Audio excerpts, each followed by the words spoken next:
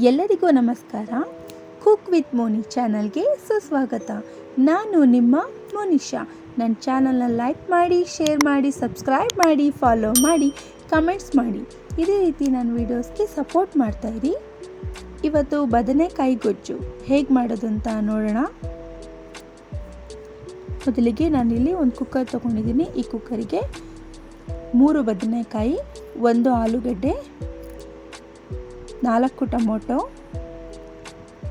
1 ಈರುಳ್ಳಿ ಮತ್ತು 3 ಹಸಿಮೆಣಸಿನಕಾಯಿನ ಕಟ್ ಮಾಡಿಕೊಂಡು ಹಾಕ್ಕೊಂಡಿದ್ದೀನಿ ನೋಡಿ. ಇದಕ್ಕೆ ನಾನು ಇವಾಗ ಸ್ವಲ್ಪ ಅರಿಶಿಣದ ಪುಡಿನ ಸೇರಿಸ್ತಾ ಇದ್ದೀನಿ ಮತ್ತು ಉಪ್ಪು.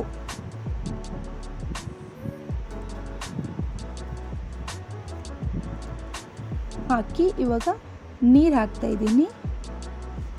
ನೀರು ಹಾಕಿ ಇದನ್ನೆಲ್ಲ ಒಂದ್ಸರಿ ಮಿಕ್ಸ್ ಮಾಡಿ ಇವಾಗ ನಾನು ಇದನ್ನು 4ರಿಂದ 5 ವಿಷಲ್ನ ತಗೋತಾ ಇದ್ದೀನಿ. ಈ ಗೊಜ್ಜು ನಿಮಗೆ ಅನ್ನದ ಜೊತೆ, ಚಪಾತಿ ಜೊತೆ, ಇಡ್ಲಿ, ದೋಸೆ ಜೊತೆ ಎಲ್ಲದರ ಜೊತೆನೂ ತಿನ್ಬೋದು. ತುಂಬ ಚೆನ್ನಾಗಿರುತ್ತೆ ನೋಡಿ. ಇವಾಗ ನಾನು 4ರಿಂದ 5 ವಿಷಲ್ನ ತಗೊಂಡಿದ್ದೀನಿ. ಇವಾಗ ನಾನು ಅಲ್ಲಿರುವಂಥ ನೀರನ್ನೆಲ್ಲ ಸಪ್ರೇಟ್ ಮಾಡಿಕೊಂಡು ಸ್ಮ್ಯಾಶರ್ನ ಸಹಾಯದಿಂದ ನಾನು ಎಲ್ಲನೂ ಸಹ ಸ್ಮ್ಯಾಶ್ ಮಾಡ್ಕೋತಾ ಇದ್ದೀನಿ. ನೀವು ಬೇಳೆನ ಸ್ಮ್ಯಾಶ್ ಮಾಡೋದ್ರಲ್ಲೂ ಸಹ ನೀವು ಅದನ್ನು ಮಾಡ್ಬೋದು ನೋಡಿ. ಈ ಥರ ಚೆನ್ನಾಗಿ ಎಲ್ಲನೂ ನಿಮ್ಗೆ ಎಷ್ಟಾಗುತ್ತೋ ಅಷ್ಟು ಚೆನ್ನಾಗಿ ಸ್ಮ್ಯಾಶ್ ಮಾಡಿಕೊಂಡು ಅದರ ನೀರನ್ನು ಫಸ್ಟ್ ಎತ್ತಿಟ್ಟಿದ್ರಲ್ಲ, ಆ ನೀರನ್ನು ಸ್ವಲ್ಪ ಸ್ವಲ್ಪವಾಗಿ ಹಾಕ್ಕೊಂಡು ಮತ್ತೆ ಚೆನ್ನಾಗಿ ಎಲ್ಲನೂ ಸ್ಮ್ಯಾಶ್ ಮಾಡ್ಕೊಳ್ಳಿ.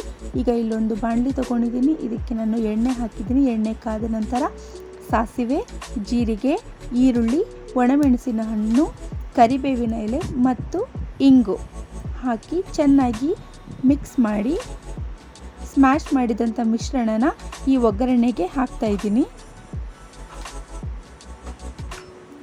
ಒಗ್ಗರಣೆನೆಲ್ಲ ನೀಟಾಗಿ ಮಿಕ್ಸ್ ಮಾಡ್ಕೊಳ್ಳಿ.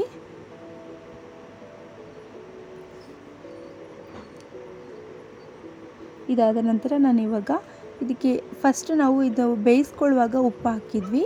ಇವಾಗ ನಾನು ಇದಕ್ಕೆ ರುಚಿಗೆ ಎಷ್ಟು ಬೇಕೋ ಅಷ್ಟು ಉಪ್ಪನ್ನು ನಾನಿವಾಗ ಆ್ಯಡ್ ಮಾಡ್ತಾಯಿದ್ದೀನಿ. ಮತ್ತು ನೀವು ಇದನ್ನು ನೋಡ್ಕೊಳ್ಳಿ, ನಿಮ್ಮ ಕನ್ಸಿಸ್ಟೆನ್ಸಿಗೆ ಎಷ್ಟು ಬೇಕೋ ಅಷ್ಟನ್ನು ಹಾಕಿ ಒಂದು 5 ನಿಮಿಷ ಕುದಿಸಿದ್ರೆ ಸಾಕು. ಬದನೆಕಾಯಿ ಗೊಜ್ಜು ರೆಡಿ ಇದೆ. ನಾನಿಲ್ಲಿ ಚಪಾತಿ ಜೊತೆ ಸರ್ವ್ ಮಾಡ್ತಿದ್ದೀನಿ. ನೀವು ಅಷ್ಟೇ, ನಾನು ಹೇಳಿದ್ನಲ್ಲ, ದೋಸೆ ಜೊತೆ, ಇಡ್ಲಿ ಜೊತೆ ಸಹ ನೀವು ಸರ್ವ್ ಮಾಡ್ಬೋದು. ತುಂಬ ಟೇಸ್ಟಿಯಾಗಿರುತ್ತೆ. ಹೇಗಿತ್ತು ಅಂತ ಕಮೆಂಟ್ ಮಾಡೋದನ್ನು ಮಾತ್ರ ಮರಿಬೇಡಿ. ನನ್ನ ಚಾನಲ್ನ ಲೈಕ್ ಮಾಡಿ, ಶೇರ್ ಮಾಡಿ, ಸಬ್ಸ್ಕ್ರೈಬ್ ಮಾಡಿ, ಫಾಲೋ ಮಾಡಿ, ಕಮೆಂಟ್ಸ್ ಮಾಡಿ, ನನ್ನ ವೀಡಿಯೋಸ್ಗೆ ಸಪೋರ್ಟ್ ಮಾಡ್ತಾಯಿರಿ. ನಾನು ನಿಮ್ಮ ಮನೆಯ ಹುಡುಗಿ ಮೋನಿಶಾ. ನಮಸ್ಕಾರ.